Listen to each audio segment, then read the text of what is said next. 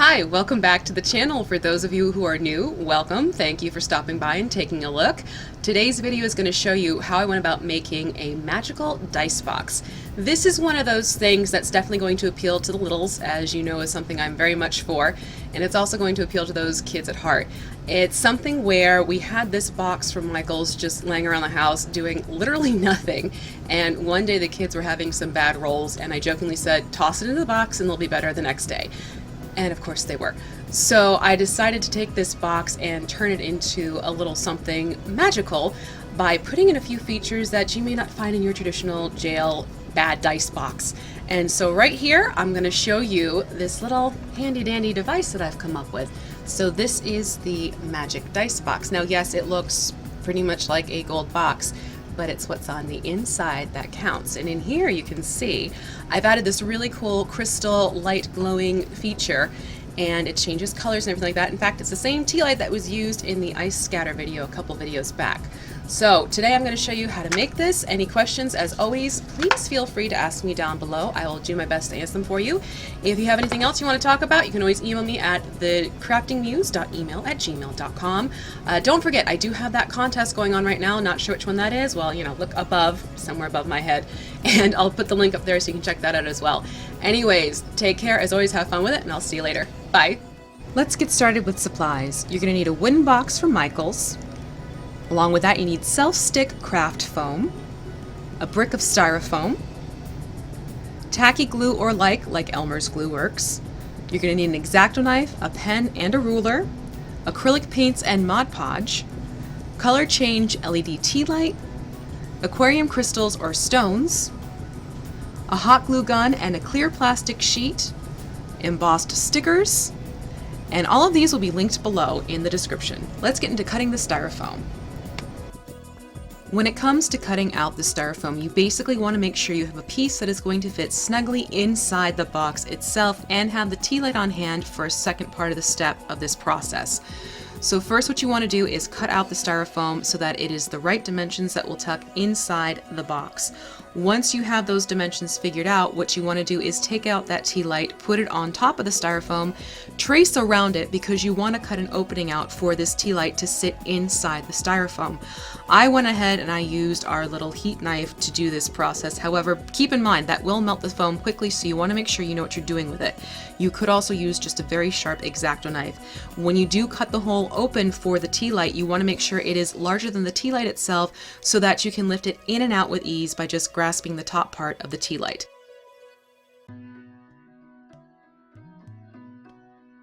Now that you have your block of foam, what you're going to do is take that same block and using it as your measuring gauge, you're going to trace it onto the back side of the self-stick craft foam. Now this craft foam you can find at Michael's, you can find at Walmart, you can even buy it on Amazon if you want to.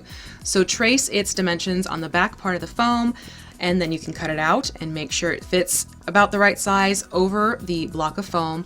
From that, what I did is I basically just took a plastic container from some strawberries and I used the plastic sheet on the lid to create the plastic base that I need for this craft foam.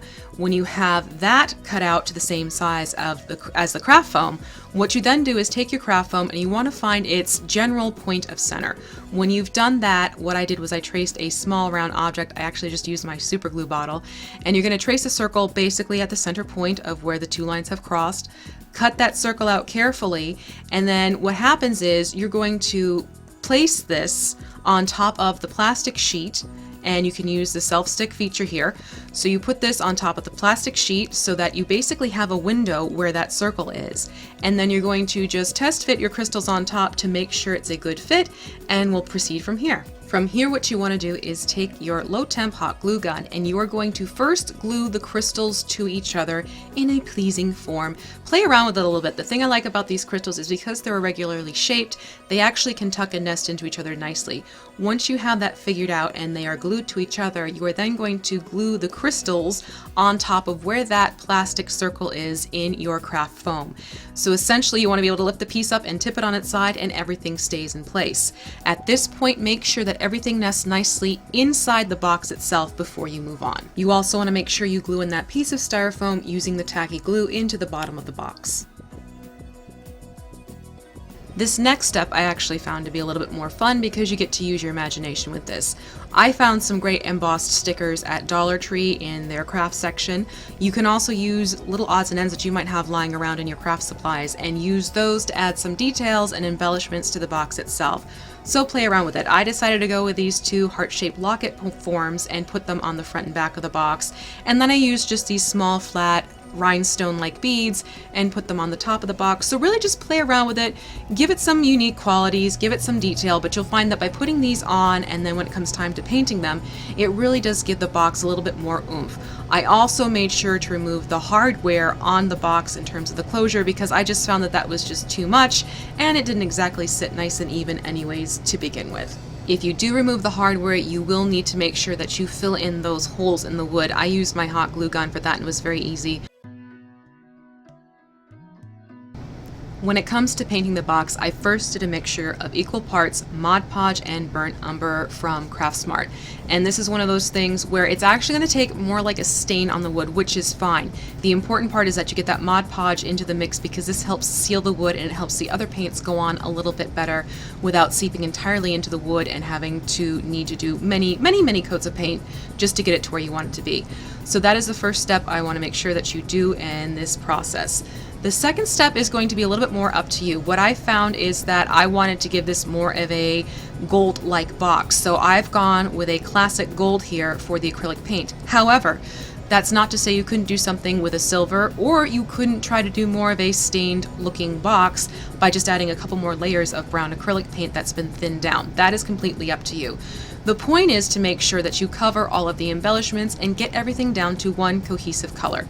The other thing I did do is where the screen is on the top of this particular box is I took a bronze colored metallic paint as opposed to the gold, and I also painted the interior bottom of the box with that same bronze paint just to kind of change it up a little bit and give it some more interest. The other thing I did notice is that when you put a metallic paint inside the box, it does help the crystal light reflect a little bit more around the box itself. So when it comes to painting, you have a little bit of color choice freedom here. The one thing you want to make sure you absolutely do is get on that first base layer coat mixed with Mod Podge, again to seal the wood, and make sure that any other additional paints will adhere to the embellishments that you've put on the outside of your box.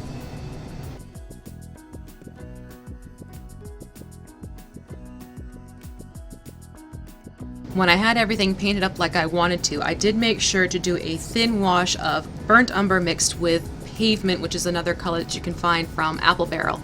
And those colors mixed together gave me a nice dark wash. It wasn't a full black. I wanted something dark but not too dark. And you just put this over the entire box, over the embellishments, inside and outside. You don't put it onto the craft foam and crystals, that you leave alone. But basically get it onto all the details that you have on your box and let it dry completely. When that is done, seal it again one more time with Mod Podge and you are all set to go. And here are a couple stills of the box itself, and I'm also showing you a live video of how this looks with the crystal glowing and shining. The nice thing is that that crystal piece, you can just lift it up, put it to the side, put the tea light in or out, turn it on or off if you need to, and then put the crystal piece back inside again. And really all you have to do is make up your own rules at this point. How long do you want the dice to be in there?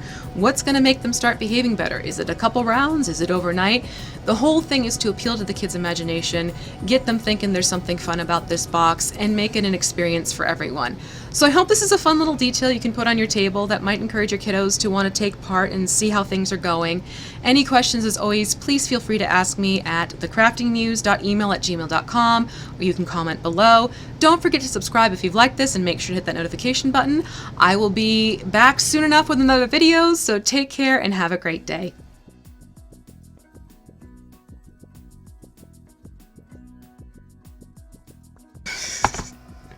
Time to get serious, sort of. Amazing. Yeah, see, there goes the furnace. I have a dragon in my basement! Oh, I forgot to turn the heat off. The joys of filming.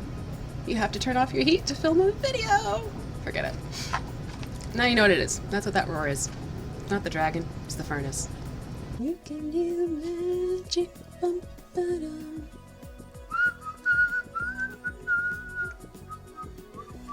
Magic, do-do-do. Don't you know? Alright, I'll stop that. For those of you who don't know, I have a bad habit of just breaking on song. Come here. What's doing? Oh. You thought the kitties wouldn't make an appearances anymore. Here's one. Yes. You want to be in pictures. What do you think? Yeah, that's how I feel too. Your eyes look nice though.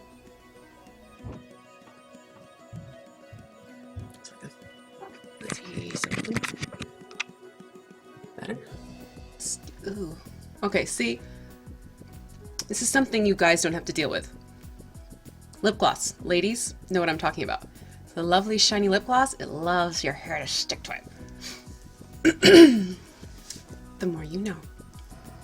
Set it. Set it. I got the box.